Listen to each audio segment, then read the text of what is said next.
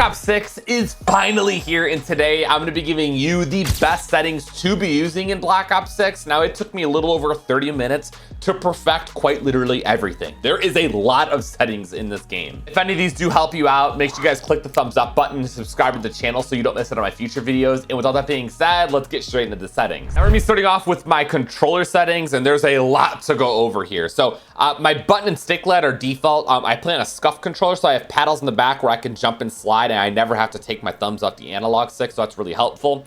My horizontal and vertical sensitivity is a 7.7. So on the previous game in Modern Warfare 3, you're going to want to bump it up one. So in Modern Warfare 3, I play on a 6.6. It is incredibly slow compared to this game, so I had to bump it up to a 7.7, and it felt identical to what I was using in the previous game. Simplify controls is great if you are new to the game or you want the movements to kind of just do it by themselves. It's kind of like a movement assist. It helps you out in doing the different movements in the game. So if you find this helpful, you can go ahead and turn it on. I just prefer to do it manually, so it's personal preference. Low motion strain, I have this off. This is essentially another version of the simplified controls. It just kind of does the different motions for you, and I just prefer to do it myself again. So both these simplified controls and low motion strain are kind of assists with the new movements in the game. It'll automatically mantle or automatically sprint left to right. It'll do things like that again. I would just much rather learn and prefer to do it myself. My bumping, I have this off. If you guys prefer to shoot with the bumpers rather than the triggers, make sure you guys turn on the swap L1 R1 with L2 R2. I have this off. I prefer to shoot with the triggers. Controller vibration, this got to be off, man. There ain't no reason for your controller to be vibrating when you're firing your weapon. Believe it or not, it does mess up your accuracy and you just don't even know it. Give it like a week with this off and you're gonna thank me later. And then they have the controller vibration intensity. Even though I turned off, I just made sure this was at 0. I don't want any sort of vibration at all. For my dead zones, you could test it right here if you would like. I play on a 7 on the left, which is pretty much like default. My left and right are 100. I always keep those 100. I think all of you should as well. And then my right stick is a 10. So I like to just have it a little bit higher just because it's my aiming stick, and I think it just adds a little bit more stickiness to my aim assist. And then my left and right triggers are both 0. I'm pretty sure it adds a little bit of a delay if it's over 0. So make sure it's 0 so it could be as fast as possible. And that's going to be that for the controller settings. Moving on to my aiming settings. So this is where your sensitivity multipliers are. They're not with your normal sensitivities like they were previously. Now, my ADS sensitivity multiplier is a 0.80. In Modern Warfare 3, it is a 0.75, but since it's a newer game, I don't want it super slow, and there's also a lot more movements in the game, so I don't want it super slow when you could be kind of flying across the screen, so I need a little bit higher. So I decided to do a 0.80, and this just helps me abuse aim assist to its full potential. So when I ADS, my aim is so much stickier, and I can really kind of lock onto enemies, which is really nice. My ADS sensitivity multiplier, this is for all scopes in the game. I have it at a 0.95. I love to like drag scope and whatnot with snipers, so that's why it's like this. My look inversion on foot is standard. Aiming advanced settings, I honestly didn't really mess with these. I kept these default. ADS sensitivity transition timing. So from your normal sensitivity to your ADS sensitivity, do you want it instant? So the second I ADS, that's my ADS sensitivity, or do I want to like gradually go into it as I'm ADSing? I like it instant. I'm pretty sure that's like the default, so that's why I kept it like that. Aim response curve type is also in the setting, and make sure you're playing on dynamic. It is the absolute most OP. And then I also have the curve slope scale at 1. And then custom sensitivities per zoom. You could mess with these if you like. I just have it off. And then moving on, we have target aim assist. Make sure this is actually on. It's your aim assist, helps you aim. Motion sensor behavior, I have this off. And then we have advanced motion sensor settings. Look at this, bro. Look at all these settings that are in the game. Thankfully for you, this is all default. I just want to let you know that these settings are here, and I honestly read through all these several times, and I just kept them default. And honestly, my game's perfect. It's fine. So I know it's a lot going on here, but you don't got to worry about it. Moving on to our movement settings. So there is a lot of settings here. Probably the most movement settings we've ever seen in COD.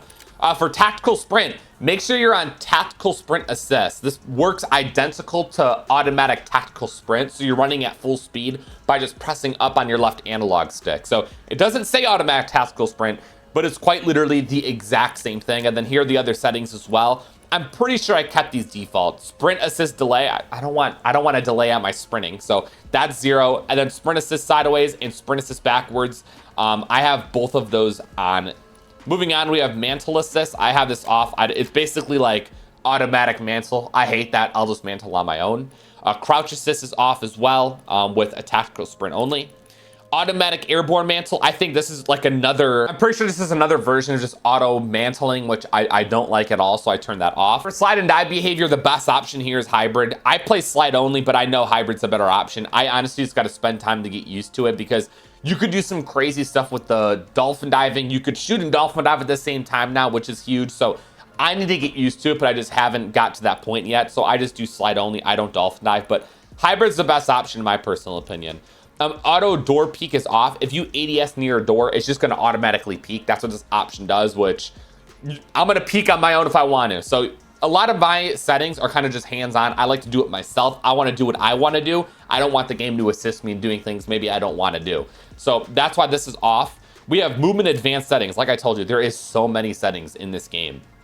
Move forward, I have this off. I'm just going to sprint on my own. Ground mantle, I have this on. Climb nearby obstacles while on the ground using the jump button. I'm actually gonna turn that off. So again, there's like 3 options for auto mantling. I have them all off. I'll mantle on my own. Sprint restore allows you to resume sprinting after various actions without being required to press it again. So this is great. This is something I really like because I'm always sprinting forward. So I have this on so I could do crazy movements and then continue to sprint. It's a little bit more fluid for me, so I like that a lot.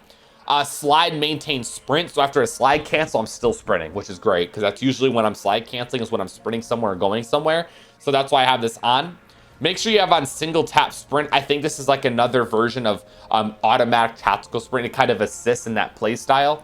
Plunging underwater, I have it on free. So when I look down, I can go underneath. It's a lot easier than the trigger. And then sprinting door dash, so I can just bust open doors. I have that on as well. We have vehicle advanced settings. I just kept these default. I didn't mess with it. I don't think there's any vehicles in multiplayer anyways.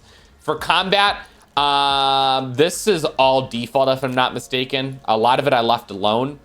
This is where you could also find your interact to reload behavior. I have it on tap to reload, so I just have to press reload one time and it automatically does it. Here's prioritize interact, so you can just press it one time to do anything. Pick up weapons, open doors, reload.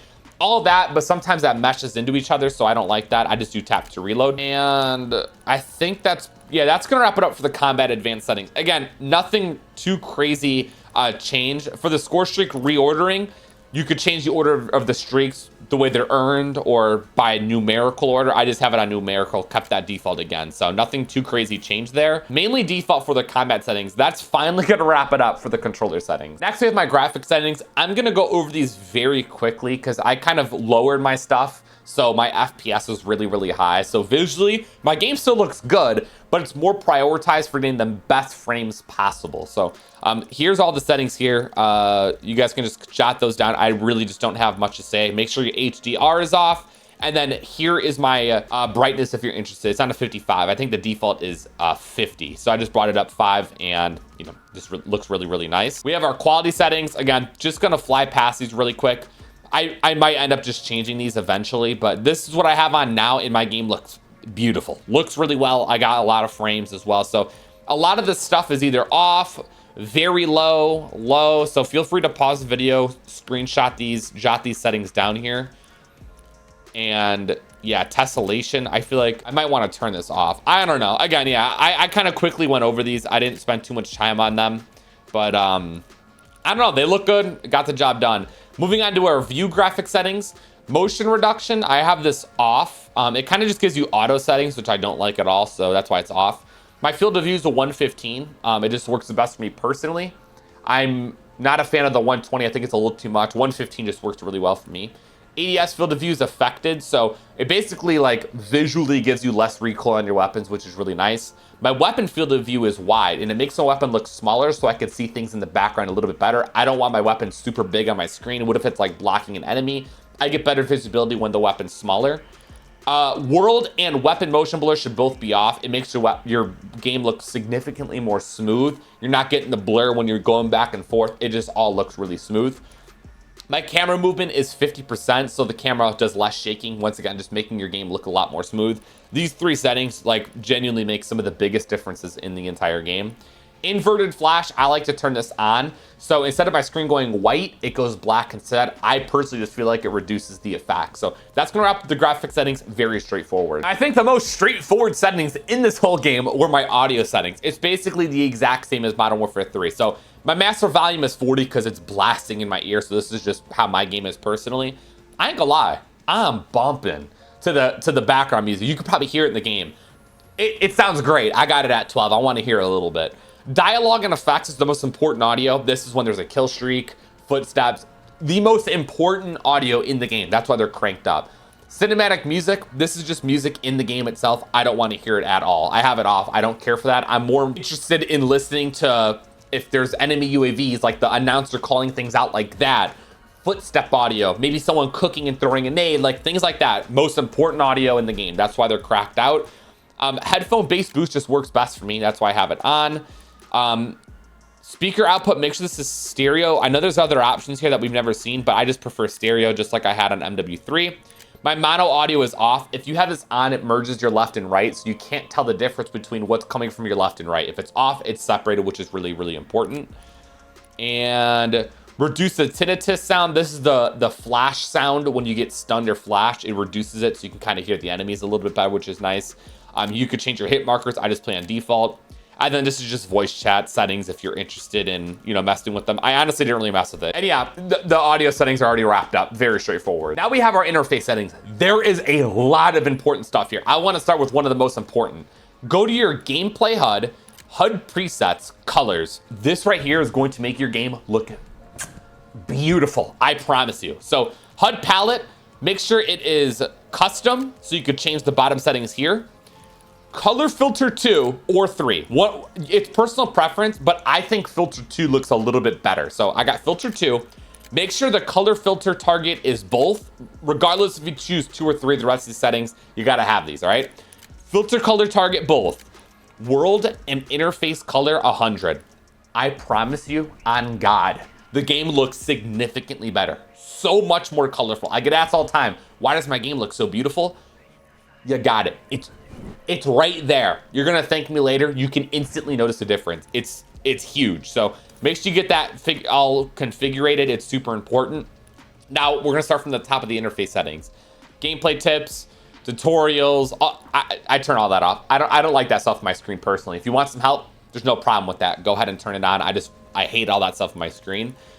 Here's telemetry. I turned on my FPS counter, latency, packet loss. I think it's really important to have it up there so you know what's going on. I kept this all default, didn't mess with that at all. You have subtitles and whatnot. I like to turn those off. I don't want none of that on my screen again. I don't care for it. Here's the color customization again. So there's 2 ways to get to it. Gameplay HUD right here, or you could just tab over to readability and, you know, change it through this. There's 2 ways of getting to it. So again, make sure you have this jotted down. It's super important. Share it to your friends, screenshot it, tell them about it. Your game's gonna look beautiful. And then I have players' names abbreviated. I don't like their full names on the screen. It's kind of annoying. Make sure your mini-map is square. Everyone at COD Next that got invited and flown out, these big creators, everyone had a round mini-map. You gotta change this, man. You get a lot more coverage out of the square mini-map. You could see more out of it when there's a UAV called in. So it's a little bit of a cheat code. Go ahead and throw on the square mini-map. And then radar, make sure this is off. Do not turn this on. It's like a compass radar. It is terrible. You have to make sure this is off. It is not a good setting at all. Oh yeah, something I skipped over were my HUD bounds. So I like to bring everything a lot closer to the center of my screen so I don't have to look further away. So this is all brought in as close as I possibly can get it. And also in the HUD presets, I don't know if you know this, but you could change where everything's at. You could change where the mini map is. So if you take a look at the HUD in these layouts here, you could change everything. You can have inverted where your mini map is top right instead.